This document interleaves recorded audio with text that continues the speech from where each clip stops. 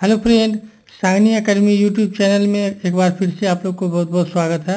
दोस्तों, ये मेरा आज का दूसरा क्लास नंबर वीडियो है। अगर क्लास 1 वीडियो आप लोग नहीं देखे हैं तो उसको जाकर के देख लीजिए, जिसमें हमने 1 से लेकर के 25 क्वेश्चन कराया है। और ये टॉपिक है 1857 से लेकर के 1947 तक। 1947 तक इसमें हम पढ़ाते हैं। और ये एनसीईआरटी और एससीईआरटी बेस्ड क्वेश्चन रहा है मेरा सारा।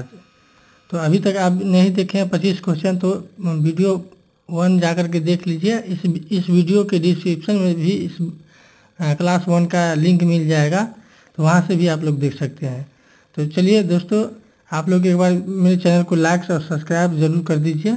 वीडियो अच्छा लगता है तो, नहीं लगता है तो कोई बात नहीं, डिसलाइक करके भी जा सकते हैं, क्योंकि सबका अंदाज अपना अपना होता है।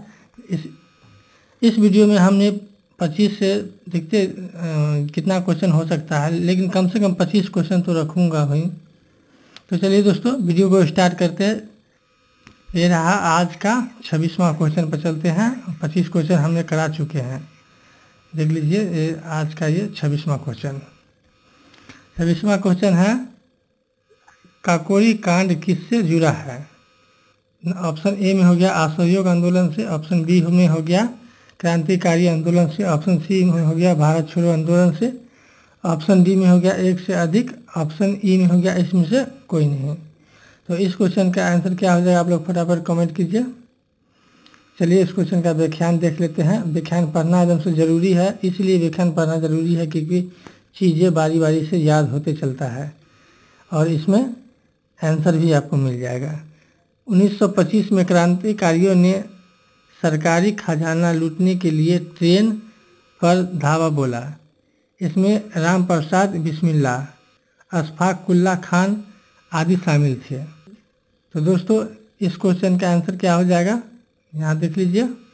आंसर में क्या था, काकोरी कांड किससे जुड़ा हुआ है? तो क्रांतिकारी आंदोलन से, भारत छोड़ो आंदोलन से। तो इस क्वेश्चन का ऑप्शन हो जाएगा ऑप्शन नंबर डी, ई, इसमें से कोई नहीं। इस क्वेश्चन का आंसर हो जाएगा ई, इसमें से कोई नहीं। चलिए दोस्तों, नेक्स्ट क्वेश्चन पर चलते हैं। आप लोगों को बारी बारी से हम बताते हैं, इसलिए बताते हैं कि ताकि चीज़ें अच्छी से याद हो सके और समझ करके क्वेश्चन का आंसर देना है। इसलिए आगे पीछे करके हम लोग को क्वेश्चन भी दिखाते हैं और व्याख्यान भी दिखाते हैं और पढ़ के भी बताते हैं, कुछ समझाने की कोशिश भी करते हैं। आज का ये 27वां क्वेश्चन पढ़ लीजिए। इकबाल जिंदाबाद का नारा किसने दिया था? ऑप्शन ए में हो गया भगत सिंह, ऑप्शन बी में हो गया सुभाष चंद्र बोस, ऑप्शन सी में हो गया महात्मा गांधी, ऑप्शन डी में हो गया एक से अधिक, ऑप्शन ई में हो गया इसमें से कोई नहीं। तो इस क्वेश्चन का आंसर क्या हो जाएगा, आप लोग फटाफट कमेंट कीजिए। चलिए हम व्याख्यान को पढ़ लेते हैं, व्याख्यान में क्या दिया हुआ है।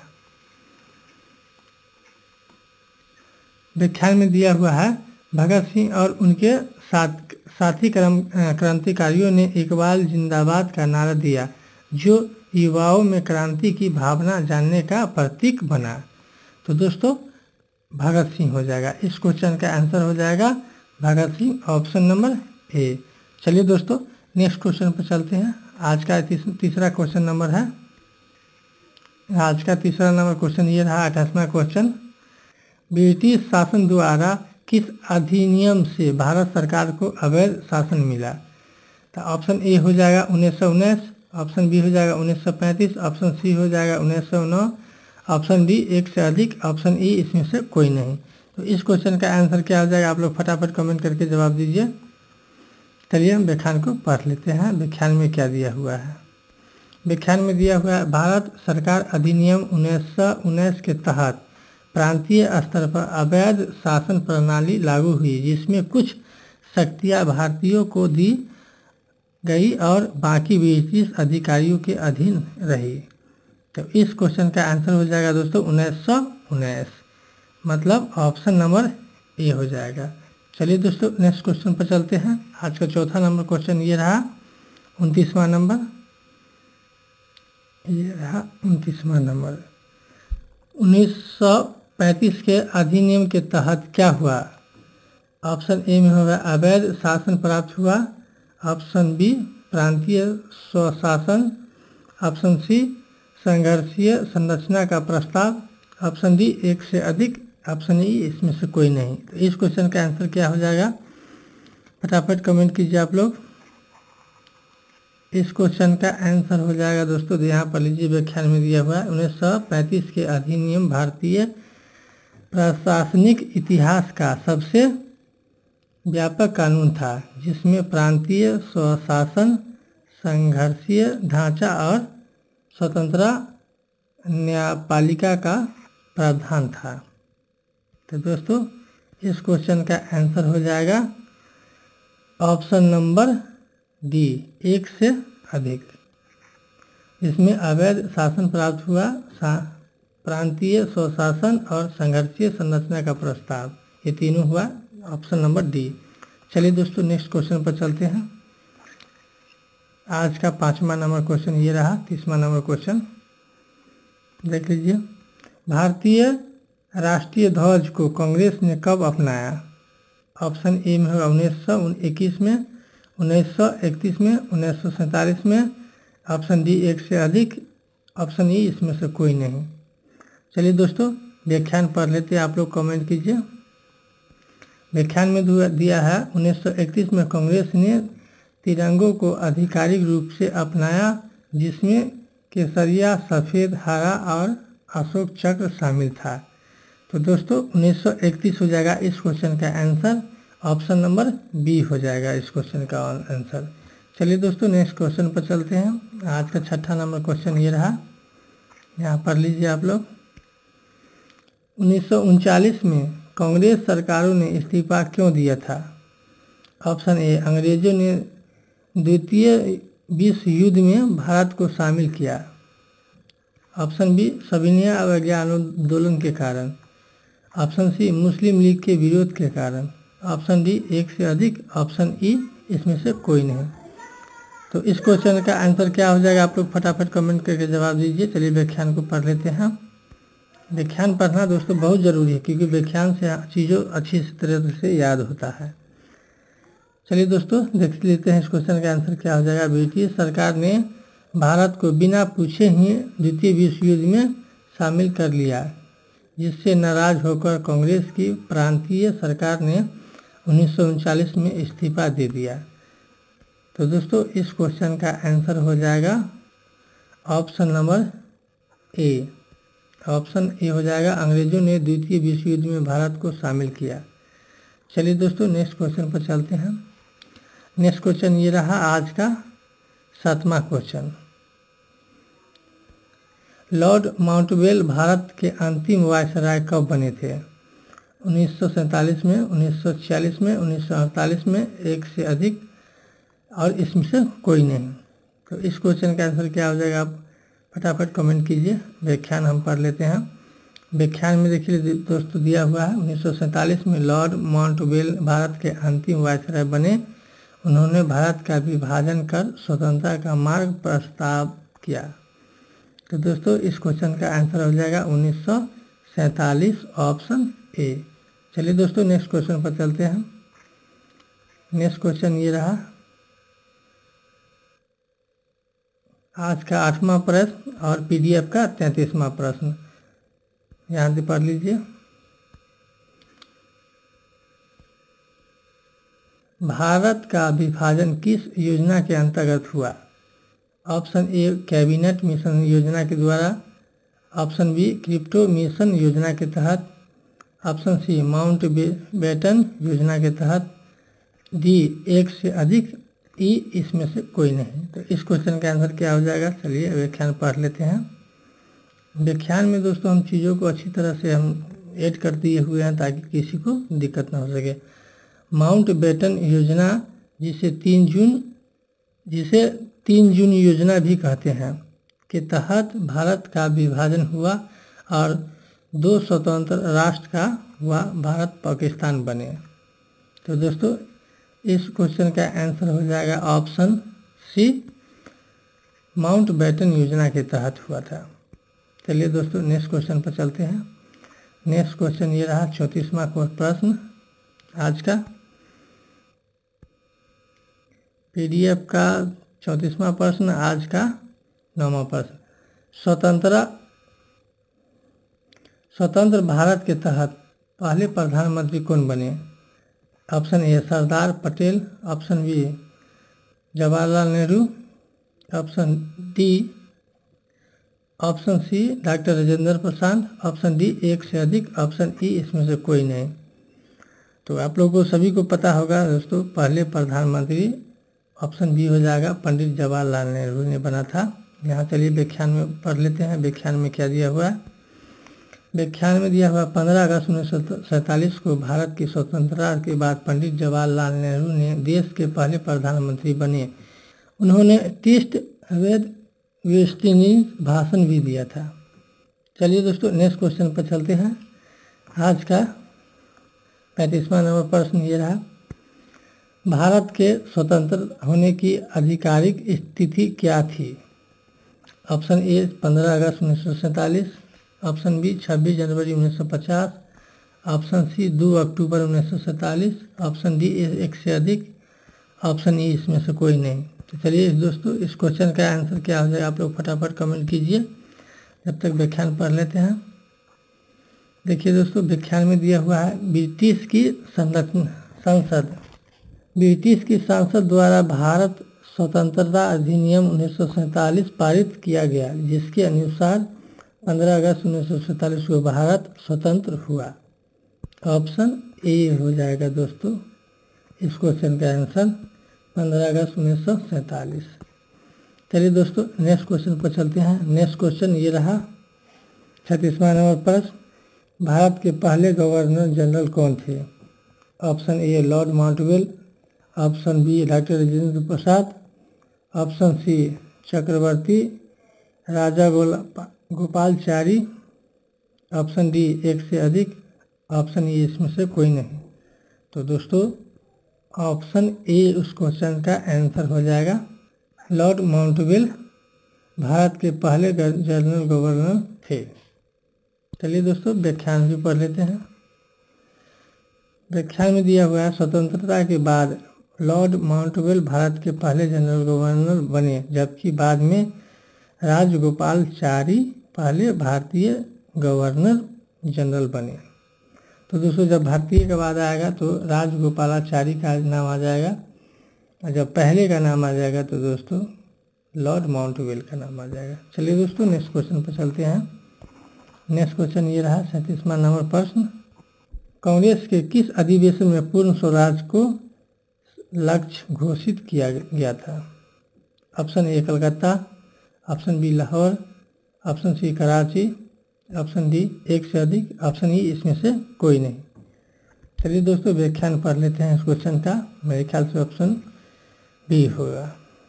व्याख्यान में दिया हुआ है दोस्तों, लाहौर अधिवेशन 1929 में डॉक्टर पंडित जवाहरलाल नेहरू की अध्यक्षता में पूर्ण स्वराज को कांग्रेस का लक्ष्य घोषित किया गया था। चलिए दोस्तों नेक्स्ट क्वेश्चन पर चलते हैं। नेक्स्ट क्वेश्चन ये रहा, जय हिंद का नारा किसने दिया था? Option A Subhash Chandra Bose, option B Mahatma Gandhi, option C Sardar Patel, option D एक से अधिक, ऑप्शन ई इसमें से कोई नहीं। तो दोस्तों इस क्वेश्चन का आंसर हो जाएगा सुभाष चंद्र बोस, ऑप्शन ए। चलिए दोस्तों व्याख्यान में पढ़ लेते हैं। व्याख्यान में क्या दिया हुआ? व्याख्यान में ये रहा, सुभाष चंद्र बोस ने आज़ाद हिंद फौज के लिए जय हिंद का नारा दिया, जो आज भारत का राष्ट्रीय अभिवादन बन चुका है। चलिए दोस्तों नेक्स्ट क्वेश्चन पर चलते हैं। नेक्स्ट क्वेश्चन ये रहा 39वां क्वेश्चन, सरदार पटेल को किस उपाधि से जाना जाता है?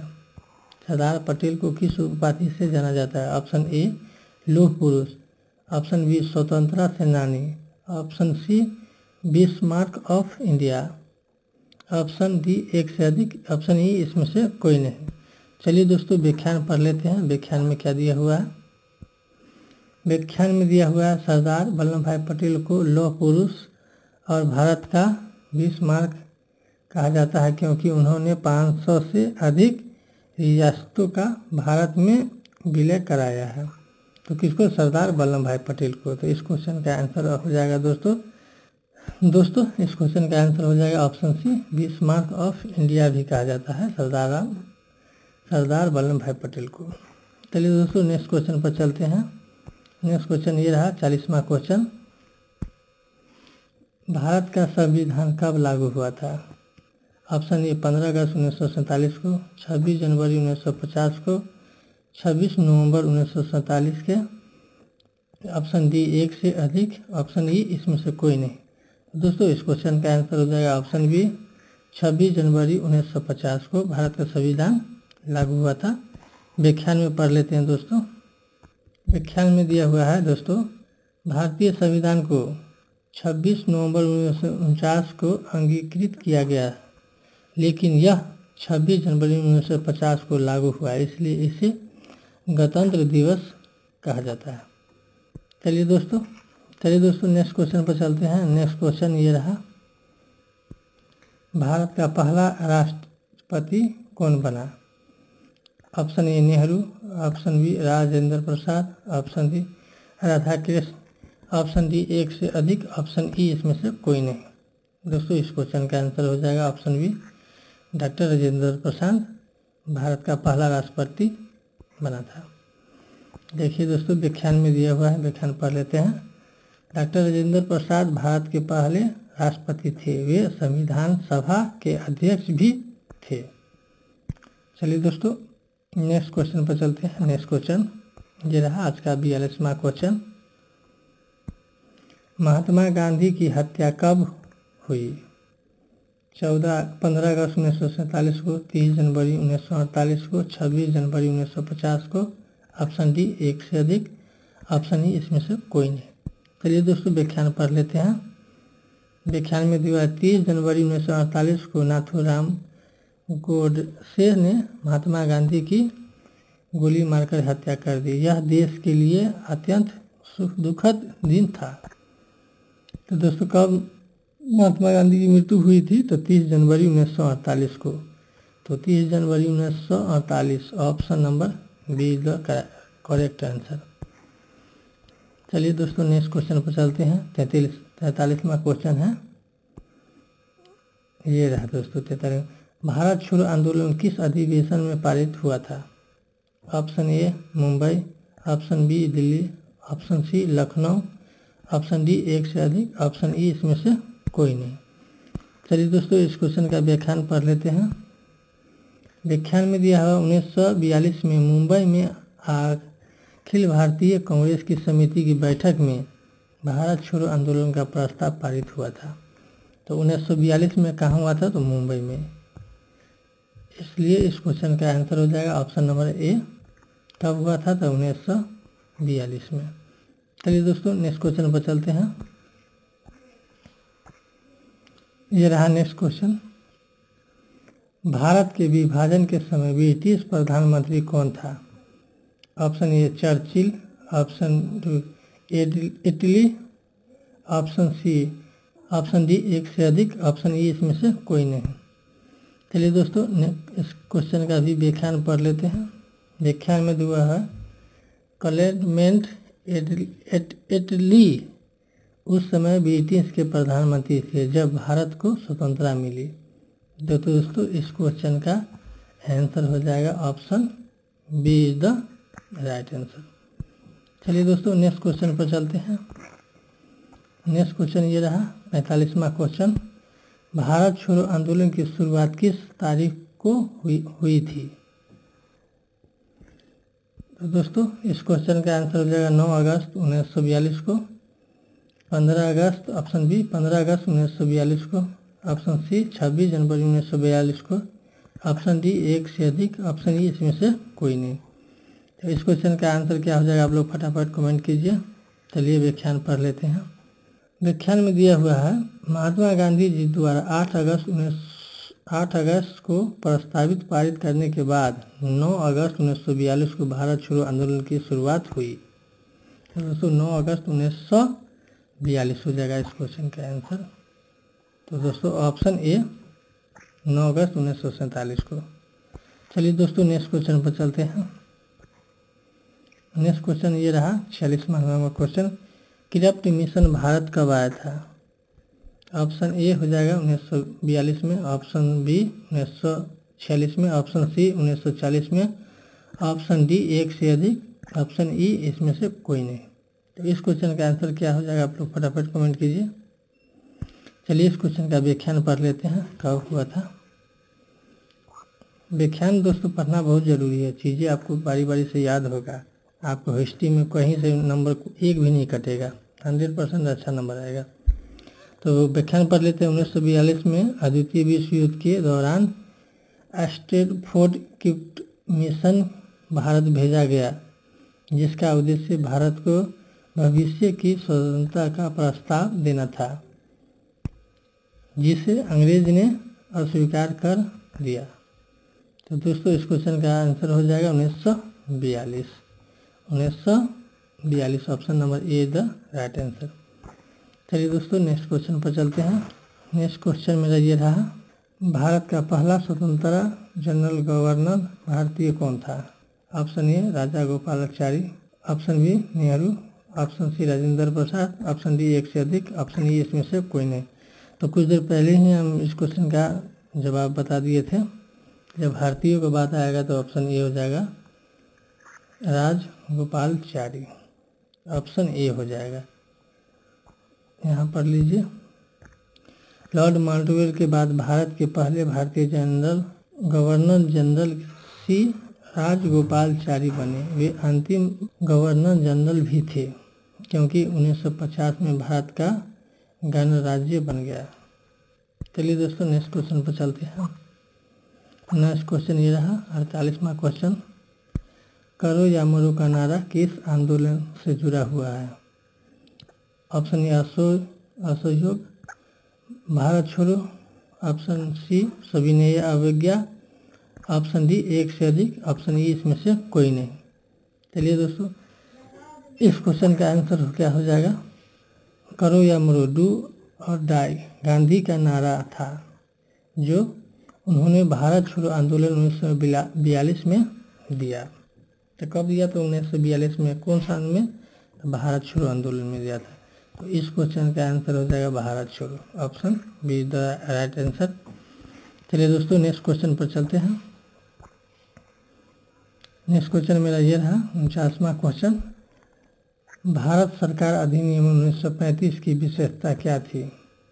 द्विवेद शासन की समाप्ति, ऑप्शन बी संघीय ढांचा, ऑप्शन सी स्वतंत्र न्यायपालिका, ऑप्शन डी एक से अधिक, ऑप्शन ई इसमें से कोई नहीं। तो चलिए दोस्तों इस क्वेश्चन का आंसर क्या हो जाएगा आप लोग फटाफट कमेंट कीजिए। व्याख्यान में दिया हुआ है, भारत सरकार अधिनियम 1935 एक विस्तृत विधिक दस्तावेज था, जिसमें कई प्रावधान थे, संघीय ढांचा, प्रांतीय स्वशासन, स्वतंत्रता न्यायपालिका इत्यादि। तो दोस्तों इस क्वेश्चन का आंसर हो जाएगा संघीय ढांचा भी है, न्यायपालिका, मतलब इस क्वेश्चन का आंसर हो जाएगा ऑप्शन बी एक से अधिक। ये भी और ये भी। चलिए दोस्तों नेक्स्ट क्वेश्चन पर आज का लास्ट क्वेश्चन है, उसके बाद फिर कल से रेगुलर मिलेंगे। मेरा पीसी थोड़ा गड़बड़ हो गया था, इसके चलते वीडियो नंबर 2 आने में थोड़ा सा देरी हो गया। अब कल से देरी नहीं होगा, प्रत्येक दिन वीडियो आएगा। चलिए लास्ट क्वेश्चन देख लेते हैं। दिल्ली चलो का नारा किसने दिया था? Option A Bhagat Singh, option B Mahatma Gandhi, option C Subhash Chandra Bose, option D एक से अधिक, ऑप्शन ई इसमें से कोई नहीं। चलिए दोस्तों इस क्वेश्चन का आंसर हो जाएगा सुभाष चंद्र बोस। व्याख्यान भी पढ़ लेते हैं दोस्तों, व्याख्यान भी पढ़ लेते हैं। व्याख्यान में दिया, आज़ाद हिंद फौज के नेता सुभाष चंद्र बोस ने दिल्ली चलो का नारा देकर अंग्रेजों को भारत से भगाने की कोशिश की।